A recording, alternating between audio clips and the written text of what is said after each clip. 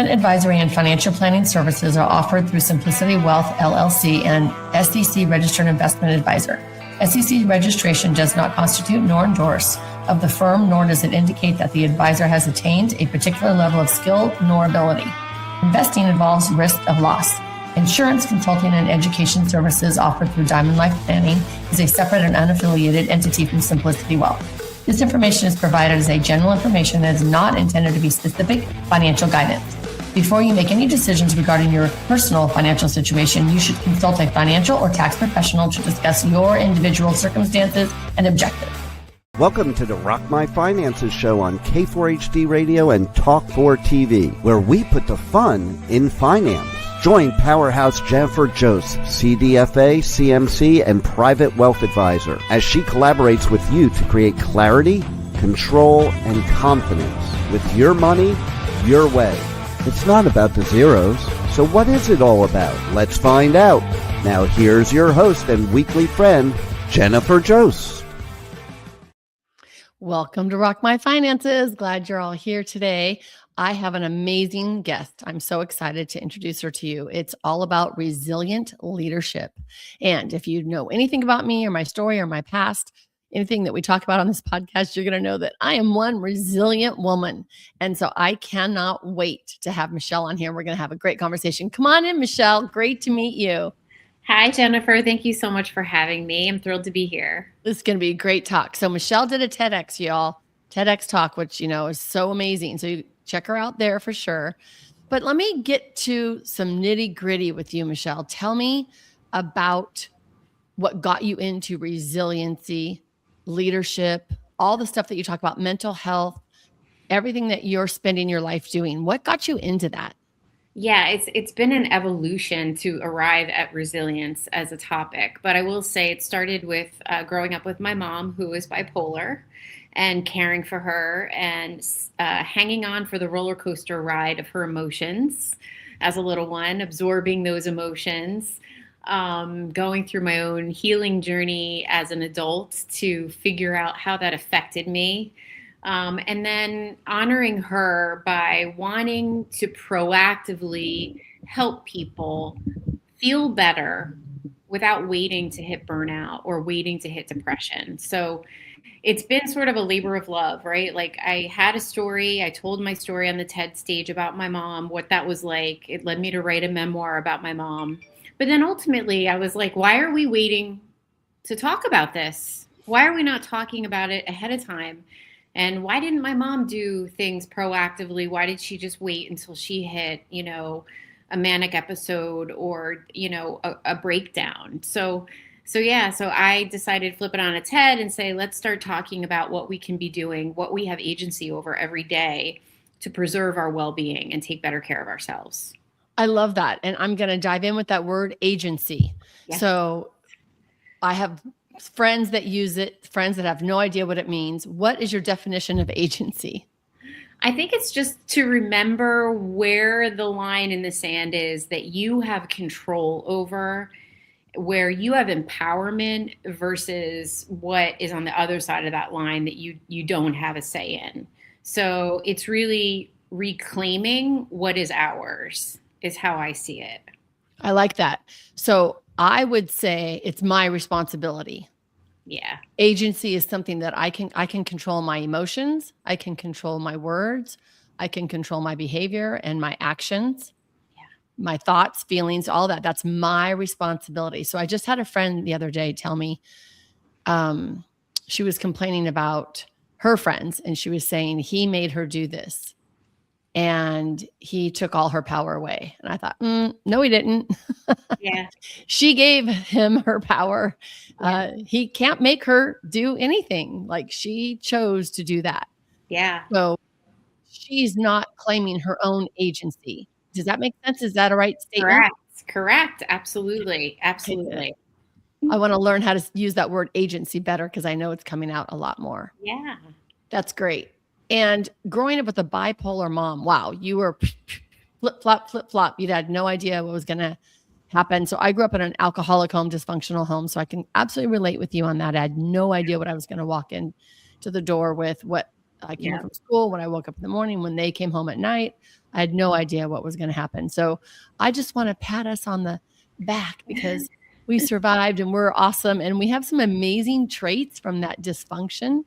And I love that you're putting it to good works here as well. Yeah. So I read your website. Did your TED Talk and everything. Let me ask you, what is identity shifting? Identity shifting. So it's really recognizing the future state of where you want to be and pulling yourself through to that before it's your reality. So when I think about identity shifting, it's being your future self now. Even if it's not your reality, you're being that person now, and that's going to shift you. I love that. Okay, so I've never heard it put that way. So I had a coach back in the day who helped me just tremendously. And she called my higher self the priestess. The priestess just absolutely knows why she's here and what she's doing, and she sees her future self. Mm-hmm. So I named my little priestess Star. So my little priestess name is Star, and that is my future self that knows all and that knows why she's here. And she is like my manifestation of my best life. Is that the thing? Oh, for sure. For sure. And whenever you visualize that, you're pulling yourself to that reality. Yeah. So I need to spend more time with Star. I can hear that. Yeah.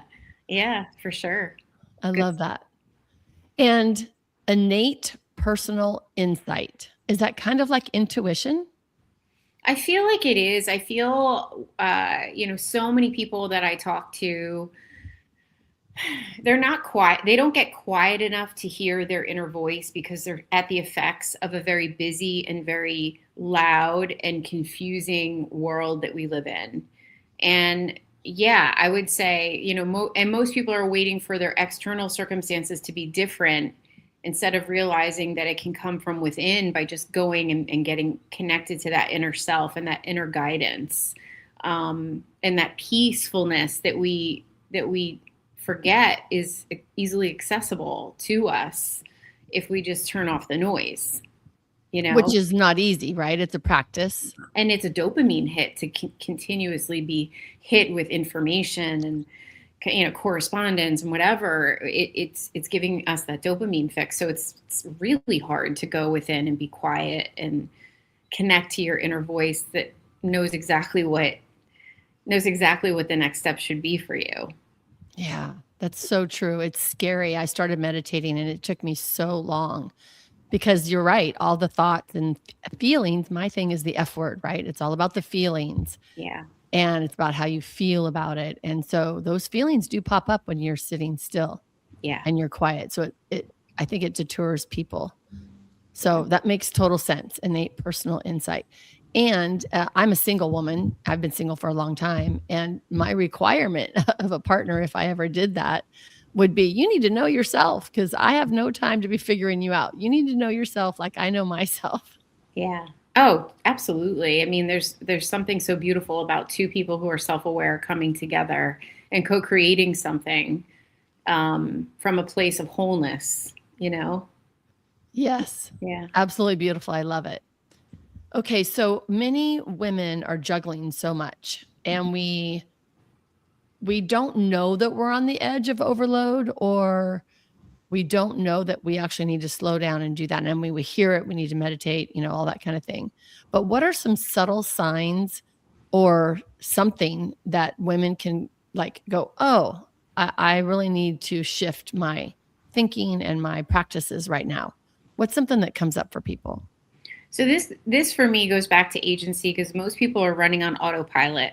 Yes. They're not intentional about how they start their day. They're not intentional about practices that they know are going to restore and give them a place to recover and recalibrate because they're constantly, and I'll speak for, the women in my life who are constantly in service of other people, whether it be their children or their work obligations, that they're not being intentional about their time and their practices to reserve some time for them to recharge and recalibrate on the regular instead of waiting until they're thoroughly exhausted So it's reclaiming agency and creating proactively what is your routine so that you don't get to the point where you're like feeling like you got one foot on a banana peel and you're about to, lose it. So the signs are, if you feel like you're just at the effects of your life, and most people do, they just feel like they're at the effects of their life, right? I have this responsibility followed by this one, followed by this one. And maybe before I go to bed, if I have a minute, I'll watch a Netflix series and that'll fill my cup. But reality is it won't fill your cup. It's not nearly enough for you to do something like that and think that that's enough rejuvenation for the next day. I love that. So true. So many people, right? Oh, yeah. And in my coaching program, I'm a certified money coach and I do a coaching program. I'm so glad you're saying what you're saying, because that means I'm good, because I have everyone start off with a morning routine. Yeah. And then a nighttime routine, and then breaths throughout the day. I literally had to set an alarm on my phone to breathe. Like, it just was I was exactly what you were saying. Yeah. Like I was at effect of everything. And it was scary to slow down. I think most people don't realize how powerful reserving a small amount of time for themselves in the beginning of the day is, because it is a signal to your day that I'm the one in the cockpit of my life, and I choose to start my day with some intentionality so that I get to say how things go. It's not like, you don't have to do 15 things. It's just about having a slow morning, a calm morning, an intentional morning. And that could be as little as 15, 20 minutes just for you to not be at the effects of the noise of the phone and the noise of the computer. But that has a domino effect to your energy and how you show up throughout the day. So it's I don't like people to think of it as something that is just something else they have to do to feel good. I want them to realize, no, try it. Give yourself 15 minutes just for you in the morning and see the difference yourself of how you feel as you drive to work or start your morning after you've replenished yourself a little bit. I love that. What are some things that they should start to test out? Because I know some things work for other people, but in that 15 minutes. It's funny, like Jay Shetty talks about how you shouldn't grab your phone when you wake up. And it's a little thing like that. Come on, like, there's a lot of noise, whether it's social media or your email, your brain is just waking up. It's very tender in those moments. It oftentimes, if you don't look at your phone and you go and you take a shower, you'll have brilliant ideas, but those brilliant ideas would never surface if you were like checking out the news for 45 minutes, because it would get lost in the sauce.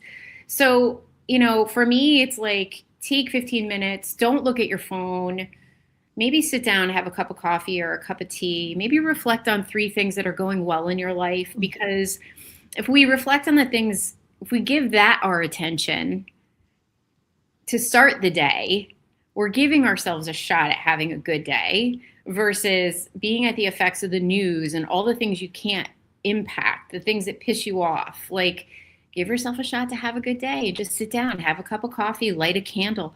Think about some things that really make you feel good, that are going well, and give yourself that oxygen mask. I love that. I have been doing, and mine shifts throughout the years. So it's so cold here right now. It's wintertime. So I'm staying in bed and I'm doing my red light therapy in the morning.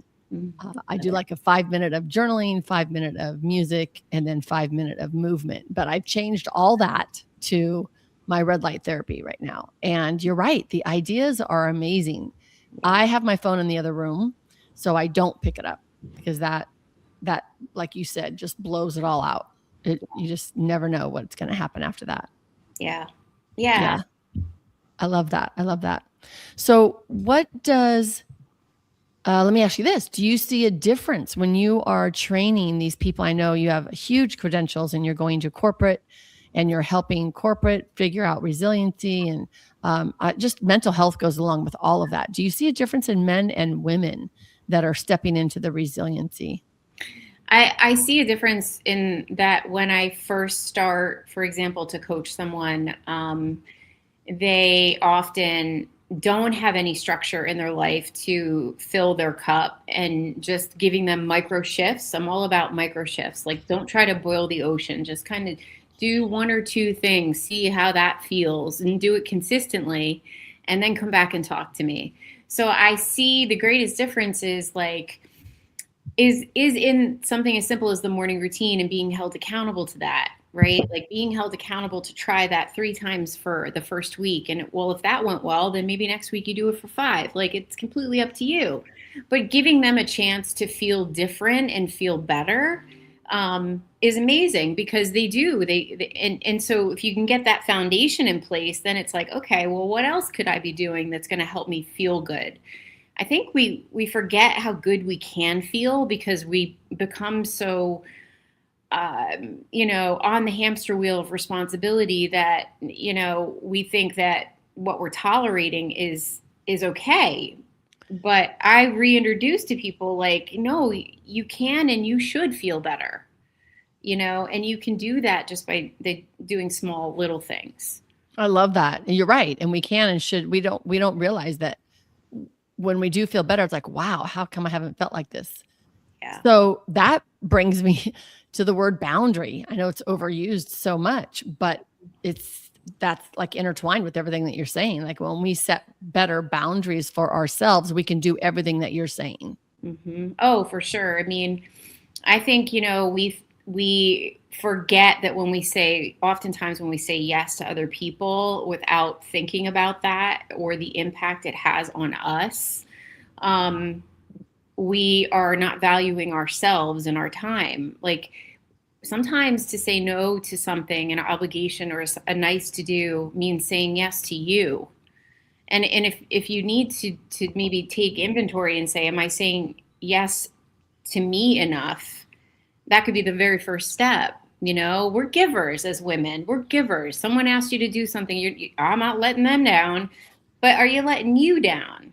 So you have to think about that and just create more of a balance with that. And honestly, people will treat you the way that you, whatever you tolerate, right? Like, we teach people how to treat us by what we tolerate. So if someone's constantly, encroaching on a boundary and not respecting you, that's a problem. That's a problem. You have to retrain them. Like, I love that saying, you're the CEO of your life. You can hire, fire, demote anyone else around you, but you ultimately are the CEO. You get to say who gets your attention, who gets your focus, who is the most in your ears, because those ears are precious. So we have to do that. We have to do a better job. I love that. And then a lot of women, we are leaders. We're leaders at work. We're leaders at home. We're leaders in our community. And then we'll do so much for our community, like you said, instead of ourselves. And the best thing we can do is be a role model of taking care of ourselves for our community. And that starts with your energy before you even open your mouth. I just did a post on calm energy and calm leadership. Oh. Like, how you show up before you even speak, people pick up on that. You can either create a sense of calm, a sense of confidence within your team, or chaos, right? So a regulated leader influences people around them. So what does it take to be regulated? Well, you have to fill your cup. You have to be balanced. You have to have had a good night's sleep. You have to have taken a few moments for yourself. Then that gives you capacity to show up as that calm, leader that other people are going to pay more attention to, because your presence is loud. I love that, because we are, as Oprah said, we're responsible for the energy that we bring into the room. So true. And it's catchy. It is. It is. But also, like, the leaders that inspire you, you're like, wow, why are they so unshakable? And it's because they're grounded. It's because they're nourished. It's because they've created that balance so they can show up that way. And I think that's kind of how I want to influence the people around me, is how I show up and handle scenarios, gives them maybe some inspiration that they can do the same. I love that. And so a morning ritual taking some time for ourselves. Of course, meditation, we've always saying that, but just some quiet time. It could be a walk. It could be like I have a hot tub. I go in the hot tub quite often. That's like my quiet time. Yes. What, like an evening ritual? I mean, because for me, I have to wind down before I can go to sleep in order to wake up the time I want to wake up. Does that make sense? Yeah. Oh yeah. Well, how about just guarding your sleep? Most people don't guard their sleep. Like, I love an evening ritual, but you can have an evening ritual if you're only giving yourself 6 hours of sleep because that's what you've been running on and you don't know any different. I would challenge you to say, imagine what you might feel like if you got like 7 or 8 hours of sleep. So are you protecting your sleep? Because listen, it's inevitable that stress is always going to be there in our day-to-day lives. The only way that we'll be able to handle stress without it devouring us is that we are feeling good, and that means well rested and ready to like ebb and flow with the stress versus it's taken me down. I've only gotten 5 hours of sleep last night. I don't know why I'm so short. Well, I assure you, it might have something to do with that. So I say guard your sleep and try to play around with getting more sleep to see how that affects your energy and your resilience.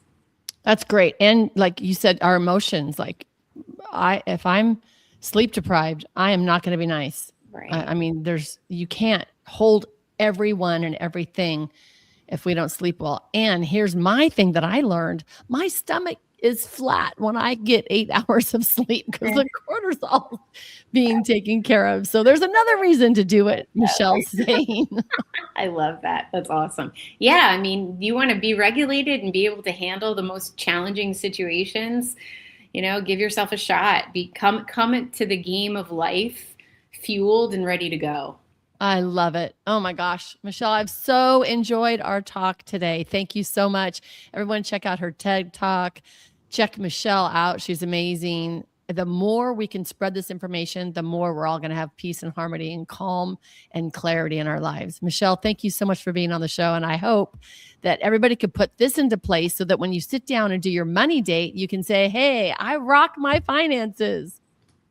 We appreciate you joining us today, and don't forget to subscribe to the Rock My Finances YouTube channel for more engagement and bonus content. Tell me, what is your money story? Let's find out with Jennifer right here on K4HD Radio and Talk 4 TV. It's not about the zero, it's about the F word, feelings. Feelings Jennifer can't wait to explore with you next week. Until then, let's all say, I rock my finances.